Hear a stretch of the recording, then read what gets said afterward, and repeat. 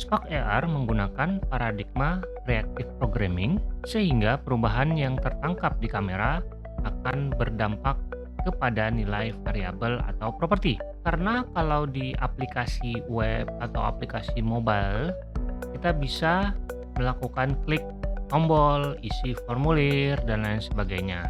Artinya, yang memantik sesuatu adalah interaksi dari pengguna, yaitu klik, mengetikkan sesuatu, dan lain sebagainya. Nah, kalau di Spark AR atau di aplikasi augmented reality, yang memantik adalah apa yang tertangkap di kamera, seperti ekspresi wajah, apakah ketika mulut kita terbuka lebar atau tidak terbuka, miring ke kiri, ke kanan, dan lain sebagainya. Kalau di bahasa non-reaktif atau imperatif, misalkan kita punya sebuah variabel yang adalah X sama dengan 3, dan kemudian kita punya sebuah variabel lagi yang namanya Y, yang adalah hasil perkalian 2 dikali X ditambah 4. Hasilnya tentu saja 10. Kemudian ketika kita mengubah nilai X menjadi 4, apabila kita lakukan cetak layar di sini juga kita cetak layar ya, biar kelihatan. Di sini hasilnya 10 dan di sini hasilnya tetap 10, bukan 12. Padahal seharusnya ketika X sama dengan 4 berarti 2 dikali 4 ditambah 4 hasilnya adalah harusnya 12. Kita lihat di sini hasilnya, maka keduanya adalah nilainya 10. Karena ketika kita mendeklarasikan variabel di baris ke-8 ini, yang terjadi adalah Y tidak melihat perubahan yang terjadi di baris 10. Jadi Y langsung melakukan perkalian 3 dikali 2 ditambah 4 menjadi 10, dan Y akan tetap 10 walaupun X-nya berubah di baris berikutnya. Sebaliknya, jika kita menggunakan reactive programming, ketika kita mengubah nilai X, maka di sini Y akan menjadi 12 mengikuti perubahan, ya, bereaksi terhadap perubahan variabel X. Jadi ada proses binding atau mengikat di sini. Jadi X ini dinamis. Kalau sekarang X ini sifatnya statik. Nah, metode yang digunakan Spark AR adalah proses mengikat tadi atau signal binding istilahnya. Signal binding ini adalah objek khusus yang mengandung nilai yang akan berubah secara terus-menerus tergantung kepada kondisi tertentu. Ketika signal dimasukkan ke dalam variabel atau ke dalam properti sebuah objek, setiap perubahan nilai akan mengubah variabel atau properti tersebut. Contohnya, misalkan di sini saya punya sebuah label yang adalah X yang kita definisikan, yang kita buat di Spark AR Studio, yang adalah tab to start ini, yang di sini, dengan ID-nya adalah label. Jadi kita find label, dan kemudian label akan kita hilangkan ketika mulut terbuka dengan nilai di atas 0,2. Caranya adalah kita bisa hidden itu di set true atau false, dan kita bisa cek di sini dengan face tracking modul, face yang satu-satunya face yang ada di kamera, yang terlihat di kamera, dan kemudian kita cek apakah mouth-nya terbuka lebih besar, greater dari 0,2. Jangan lupa kita load modulnya. Nah, sekarang label akan menghilang ketika mulutnya terbuka agak lebar. Ketika mulutnya tertutup kembali, labelnya akan muncul lagi. Ini adalah salah satu implementasi sederhana dari reactive programming. Dan sebenarnya kita tidak bisa lagi menggunakan lock di sini karena lock hanya mencetak sekali saja. Jadi kalau misalkan ini kita coba ya, ini tidak akan bisa, dan dia akan jadi si mouth openness ini bentuknya adalah scalar. Jadi kita tidak bisa langsung mencetak seperti ini. Kita harus menggunakan logging yang reaktif juga, yaitu log atau diagnostics.watch.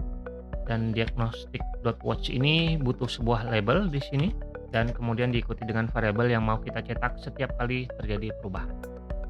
Dan sekarang kita save dan kita kembali ke sini, clear aja ini, dan mode openness-nya akan selalu kecetak gitu ya, kelihatan ya di sini. Dan ketika mulutnya dibuka, tab to start-nya hilang, dan ketika mulutnya ketutup lagi, tab to start-nya kembali muncul. Jadi dia reaktif terhadap mulut yang terbuka lebih besar daripada 0,2. Dan Spark AR juga menyediakan modul reaktif apabila kita ingin memanipulasi nilai yang reaktif tadi seperti mode openness. Kita bisa load modulnya terlebih dahulu dan kemudian misalkan di sini kita mau menambahkan atau mengalihkan mode openness menjadi dikali 2 gitu ya. Kita bisa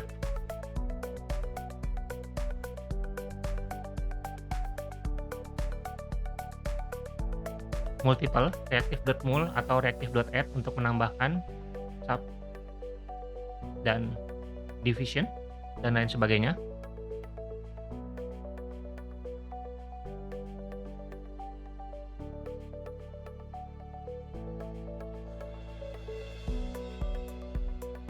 Dikali 2. Mode openness ini kita definisikan di sini saja. Kemudian ini kita ganti saja karena sudah kita definisikan di atas. Dan di sini juga kita ganti. Oke.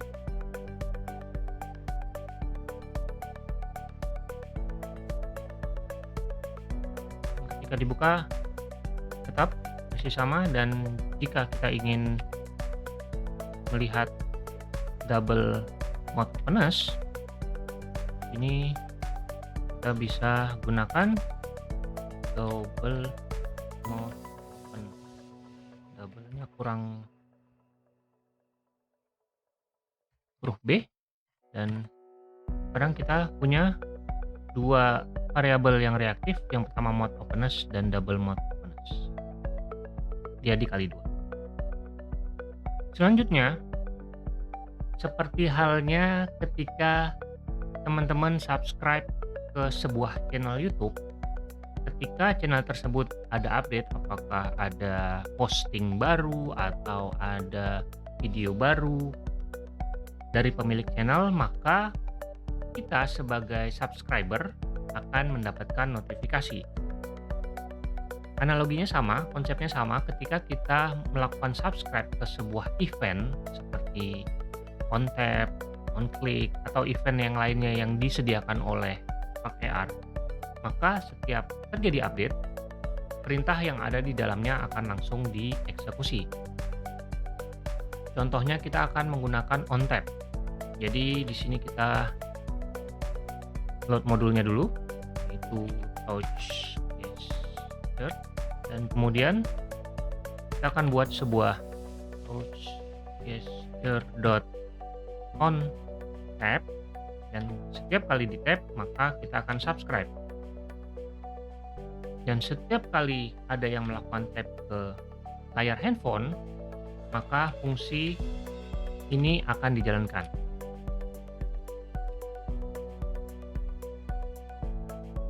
Kita akan buat yang sederhana saja, diagnostic.lock. Kita lock setiap kali ada tap gesture detect.